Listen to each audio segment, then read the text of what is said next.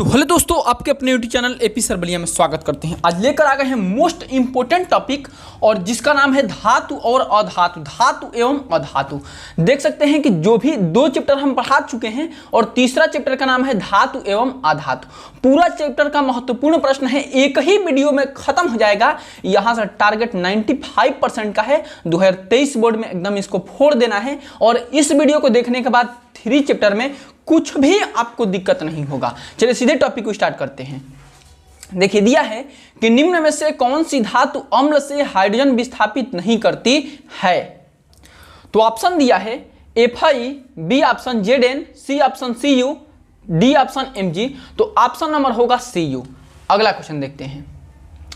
आघातवर्धिता का अर्थ बताइए। आघातवर्धिता का अर्थ बताइए, परिभाषा दीजिए, कुछ भी कहता है। देखिए तो धातुओं को पीटकर पतली चादर के रूप में परिवर्तित कर देना ही आघातवर्धिता कहलाता है। मतलब समझा दे रहे हैं कि कोई भी धातु को अगर हम पीट कर, जैसे कि एक लोहा का छड़ लेकर जाते हैं तो उसको लोहार पीट कर एक चादर के रूप में परिवर्तित कर देता है, उसे ही आघातवर्धिता कहते हैं। अगला क्वेश्चन देखिए, बहुत मोस्ट इंपोर्टेंट क्वेश्चन है ये सब, कि कॉपर के 2 प्रमुख अयस्कों के नाम व सूत्र लिखिए।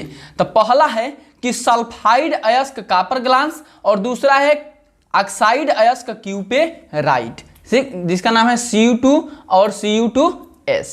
चलिए अगले क्वेश्चन पे चलते हैं।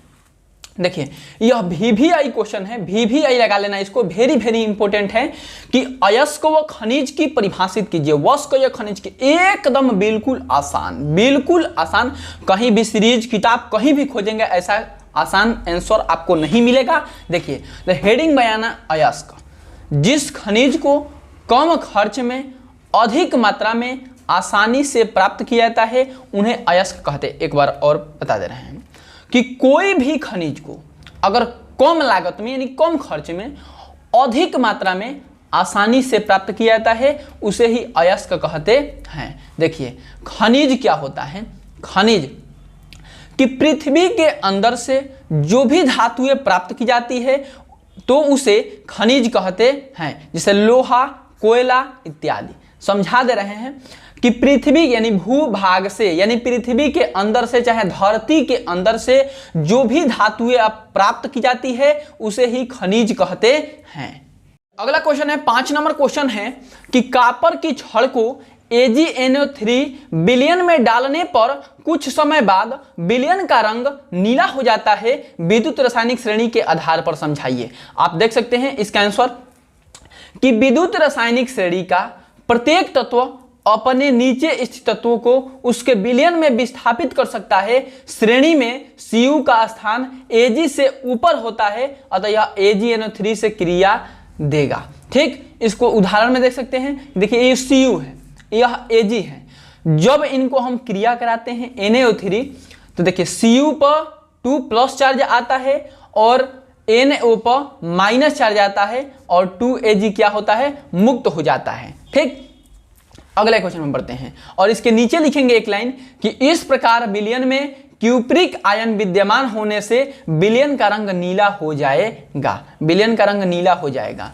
आगे वाले क्वेश्चन पे चलते हैं। देखिए वेरी इंपॉर्टेंट क्वेश्चन है कि भर्जन क्या है, यह क्रिया को उदाहरण देकर समझाइए। एकदम आसान। देखिए सांद्रित अयस्कों को अकेले या किसी अन्य पदार्थ के साथ मिला करके उसके गलनांक के नीचे Y की उपस्थिति में गर्म करने की क्रिया को भर्जन कहते हैं। फिर से एक बार कि सांद्रित अयस्कों को, कोई भी आप अयस्क ले लीजिए यानी पाउडर टाइप का ले लीजिए, किसी अन्य पदार्थ के साथ और कोई किसी भी पदार्थ के साथ उसके गलनांक के नीचे यानी कम ताप पर Y की उपस्थिति में गर्म करने की क्रिया को भर्जन कहते हैं।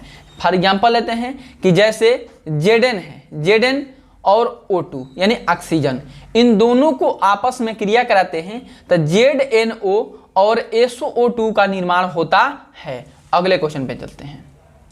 देखिए धातुओं की सक्रियता श्रेणी क्या है, हाइड्रोजन से अधिक सक्रिय एवं कम सक्रिय ऐसे एक एक धातु का नाम लिखिए।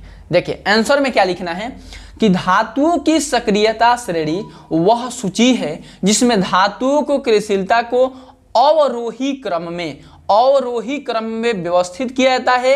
विस्थापन के प्रयोगों के बाद निम्न श्रेणी को विकसित किया गया जिसे सक्रियता श्रेणी कहते हैं। कुछ भी याद नहीं करना है।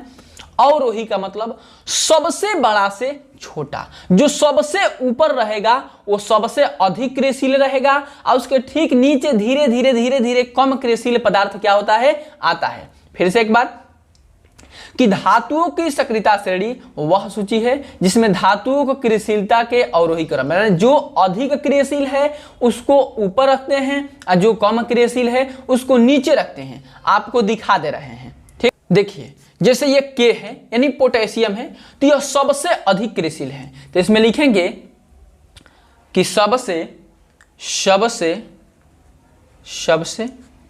अधिक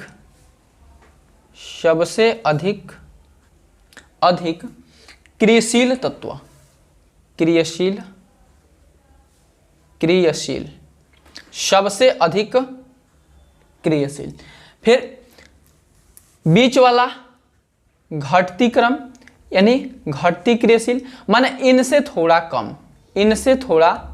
कम, ठीक। और सबसे जो नीचे वाला है यानी कि गोल्ड सोना क्या है, सबसे कम क्रियाशील। धीरे धीरे क्या होगा, सबसे कम क्रियाशील, क्या कहना है कि जो अवरोही क्रम यानी कि बढ़ते से ये सबसे अधिक क्रियाशील, उससे कम, लास्ट में क्या होता है, सबसे कम हो जाता है, तो इसे लिख देते हैं कम क्रियाशील तत्व। 8वां नंबर देखिए, प्रश्न नंबर 8 है कि मिश्र धातु किसे कहते हैं। कॉपर की 2 प्रमुख मिश्र धातुओं के नाम, संघटन व उपयोग दीजिए। कुछ भी दिक्कत नहीं करना है आपको बोर्ड एग्जाम का। आपको चैप्टर वाइज हर चैप्टर का वीडियो हम अपलोड कर दे रहे हैं। 2 चैप्टर क्या कर दिए, तीसरा चैप्टर है। अगर आप नहीं देखें उस वीडियो को तो प्लेलिस्ट में जाइए और वहां से उस वीडियो को देखिए। और ऐसे नहीं देखना है, आपको नोट्स बनाना है, नोट्स पे इस सारे टॉपिक को लिखना है। अब इस जब याद कर लेंगे तो इसमें से भी इंपॉर्टेंट बताएंगे। देखिए मिश्र धातु क्या करना है कि जब 2 या 2 से अधिक धातु को एक अनुपात में मिलाकर पिघलाया जाता है तो ये धातुएं परस्पर मिल जाती है और एक समांग मिश्रण बनाती है। ऐसे मिश्रण को मिश्र धातु कहते हैं। सिंपल समझिए, अगर याद ये नहीं होता है तो जब 2 या 2 से अधिक, एक तो धातु मिलेगा नहीं, जब 2 या 2 से अधिक धातु को पिघलाकर आपस में मिलाते हैं तो कोई फिक्स है कि कोई नया मिश्र धातु ही बनाता है। जैसे फॉर एग्जांपल लेते हैं कि चीनी और पानी को दोनों को मिलाते हैं। दोनों को जब मिलाते हैं तो मिलाने के बाद वह चीनी और पानी ही नहीं रहता, कोई उनका दूसरा पदार्थ आता है, दूसरा धातु आता है। चाहे फॉर एग्जांपल लेते हैं कॉपर और जस्ता को मिलाते हैं तो दोनों को मिलाकर जो भी पदार्थ बनाएंगे वो मिश्र धातु ही कहलाएगा। उदाहरण लेते हैं कि मिश्र धातु पीतल जिसमें 2 भाग तांबा और 1 भाग जस्ता होता है, तांबा व जस्ता की अपेक्षा अधिक कड़ा होता है। अगले देखिए मिश्र धातु किसे कहते हैं। कॉपर की 2 प्रमुख मिश्र धातुओं के नाम, संघटन व उपयोग बताइए। देखिए कुछ भी नहीं करना है आपको। जब 2 या 2 से अधिक धातु एक अनुपात में मिलाकर पिघलाया जाता है तो वह धातुएं परस्पर मिल जाती है और एक समांग मिश्रण बनाती है। ऐसे मिश्रण को मिश्र धातु कहते हैं। फिर से बता रहे हैं कि कोई भी 2 धातु आपस में पिघलाकर जब मिलाया जाता है तो फिक्स है कि कोई मिश्रण ही बनाएगा, उसे ही क्या कहते हैं, मिश्र धातु कहते हैं। जैसे क्या कहते हैं कि 2 भाग तांबा और 1 भाग, फिर से मिश्र धातु पीतल जिसमें 2 भाग तांबा व 1 भाग जस्ता होता है, तांबा व जस्ता की अपेक्षा अधिक क्रियाशील होते हैं। ये सब लिखने की जरूरत नहीं, लेकिन उदाहरण में आपको बता दिए। बस यही पॉइंट याद रखना है कि कोई भी 2 धातु आपस में मिलाते हैं तो वह कोई नया मिश्रण बनाता है जिसे मिश्र धातु कहते हैं। इनका संघटन और उपयोग लिखना है। देखिए संघटन और, देखिए यहाँ पे लगाइएगा मिश्र धातु, संघटन उपयोग। मिश्र धातु में लगाइएगा पीतल, संघटन में, संघटन के मतलब क्या होता है, संरचना होता है इसका, कितना % पाया जाता है।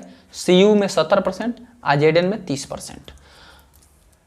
तार मशीनों की पुर्जे तथा बर्तनों बनाने में किया जाता है। उपयोग कहाँ किया जाता है, तार मशीनों, आप देखे होंगे पंखा उंखा में सब पीतल का प्रयोग किया जाता है। ठीक, जर्मनी सिल्वर, इसमें कापर कितना परसेंट, 50%, जेरिन कितना परसेंट, 35%, और नियान कितना परसेंट, 15%। ये कहा गया जाता है तब बर्तन मूर्तियां बनाने में किया जाता है।